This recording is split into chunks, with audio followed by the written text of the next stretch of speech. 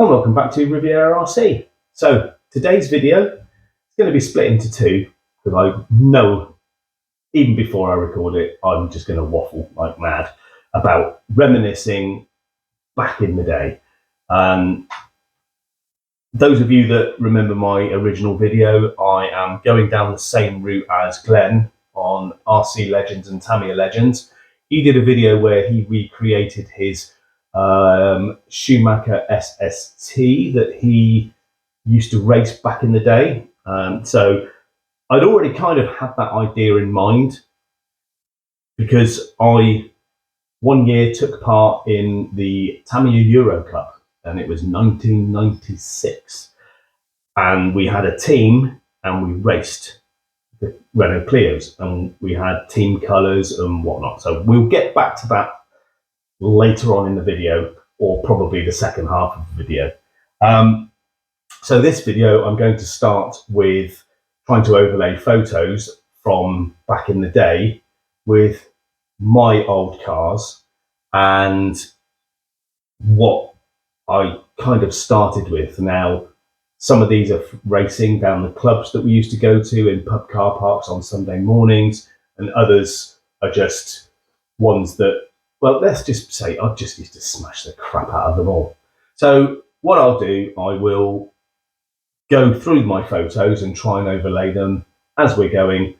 And once I've gone through those, then we'll stop this video and then I'll do the next update where I go through specifically the FF01.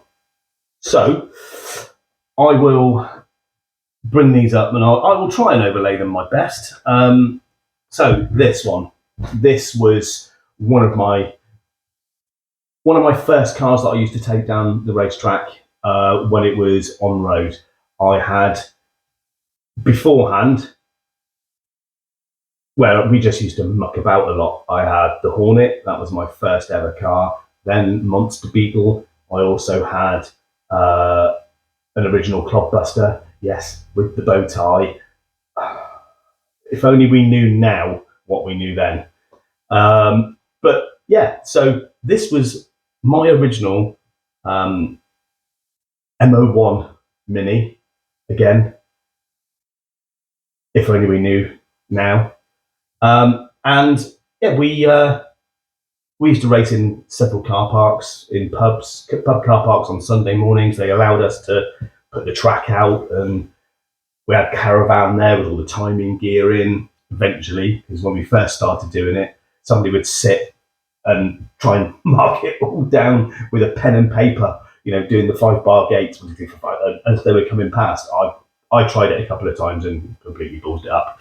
So yes, so that is my M01 Mini, and it never really used to get anywhere, mainly because the tyres were too small and all the other cars were. I mean, it was all fun, and there were I think there was a motor limit price-wise, and that was about it. The rest of it, you can do whatever you like with it. So it wasn't really, it was basically bring down what you want and just have a laugh. And that's what it was. It was more of a social thing. Okay, I never used to come anywhere near the top, but that's part and parcel of it. Just go down and enjoy it.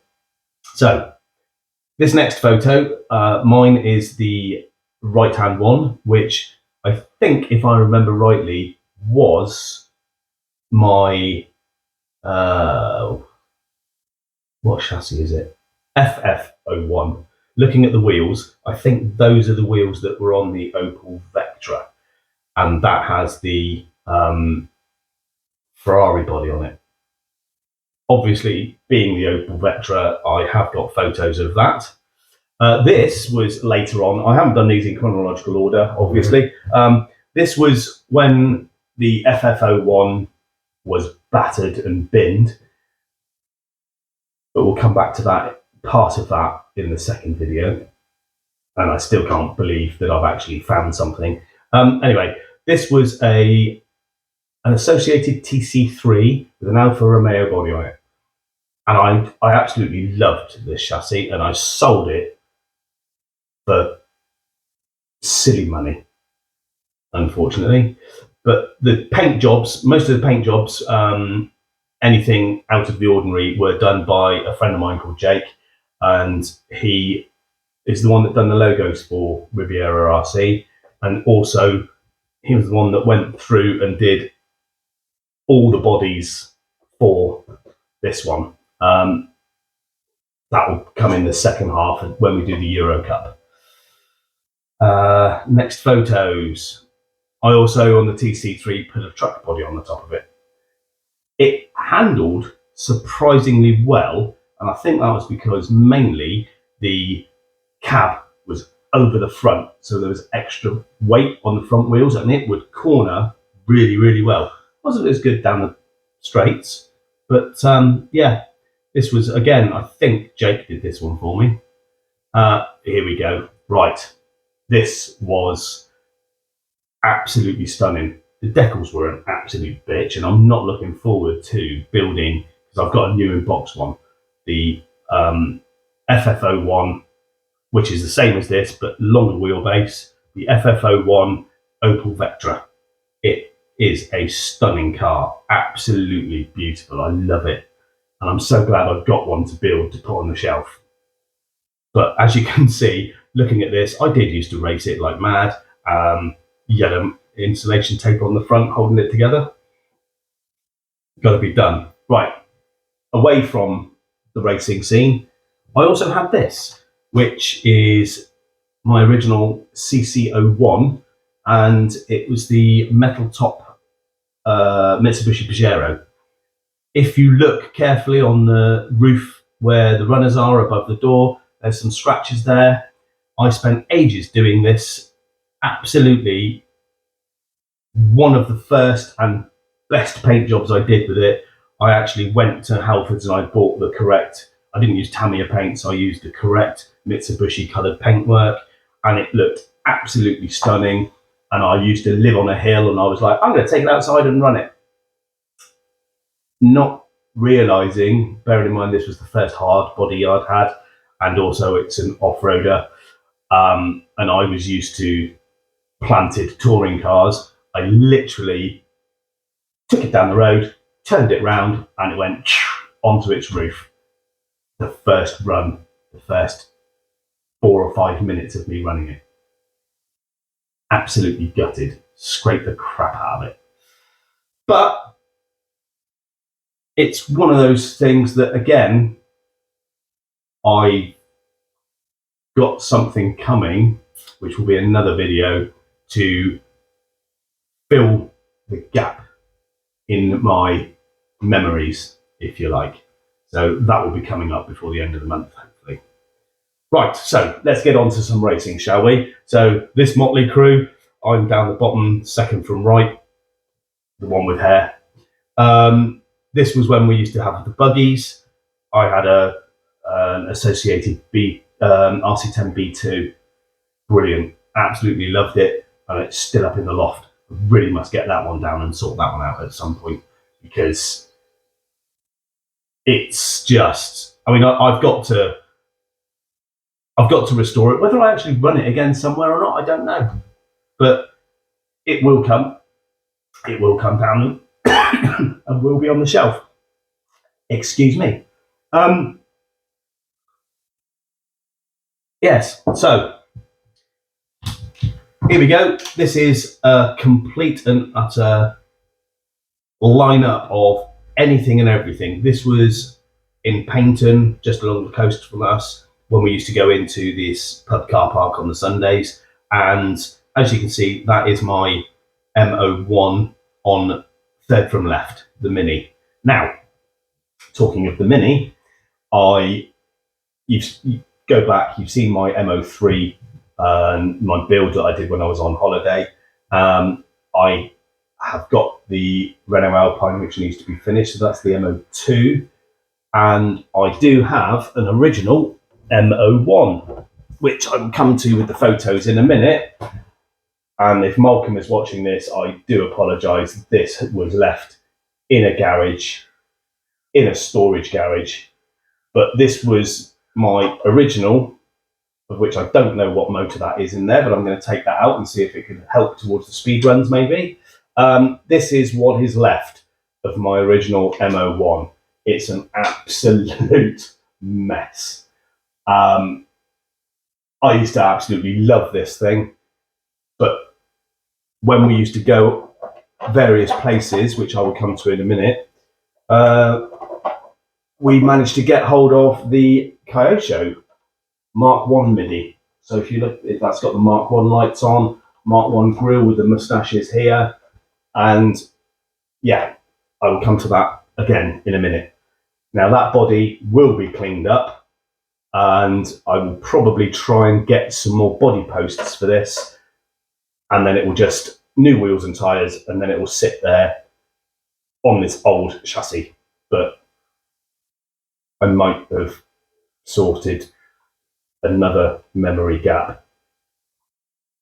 Right. So yes, back to these overlaying these pictures. So we have the lineup of various lots of cars just come down, and I don't even know what that one is on the left hand side. Somebody may know, but it was just buggies or front wheel drives, four wheel drives. Come down and have a laugh. Here we go. There's another mix. I think there's a four wheel drive at the back. Then we've got an FF01 Golf there with somebody else's absolutely battered MO1 Mini. And come the end of the year, we would have sort of awards. So here is me with hair, and I actually won a cup for some reason. I can't remember when it was, but it's probably up in the loft somewhere. So here we go. This is now looking at the MO1s, and there was Malcolm, Jason, and myself used to actually belong to. I used to help run the local mini owners club for the proper size cars, not the models. And so Malcolm managed to source and sort out these Kyosho bodies, and we did the full Italian jobs. And I think somewhere, I don't think it's in here. No, I haven't got it. I'll have to have a look and see if I can find it eventually. But another friend scratch built a coach from the Italian job as well, complete with the drop down on the back. I have photos somewhere, but they're miles away, I would imagine. So yes, we used to take these to the mini club dues and put them on the cars and have them all on display. And we would also go to various schools when they had their fetes, and we would sit there and display all of our cars and try and get more club members to come along. Other minis that Malcolm has done, some of these are absolutely stunning. I mean, look at the work on this one here with those alloys, which now are like rocking horse poop. And you also have a lovely pullback full sunroof on the top. The details, I think I really should see if I can go around and take some video footage of Malcolm's collection of mini everything, because he's got a huge collection. New in box everything, special, limited edition MO1 stuff. So hopefully we may be able to get there at some point. Now, that is all I'm going to quickly do on this video, and that is just a quick sort of oversight of what I had back in the day, building up to the Eurocup and this little beastie. So I'll leave it there, just a quickie, and yeah, I'll come back and we'll go through the Eurocup story. So thank you very much for watching, and it'll be done in a week or so. So I'll see you in whichever video pops up next. Take care for now, guys. Bye bye. Cheers for now.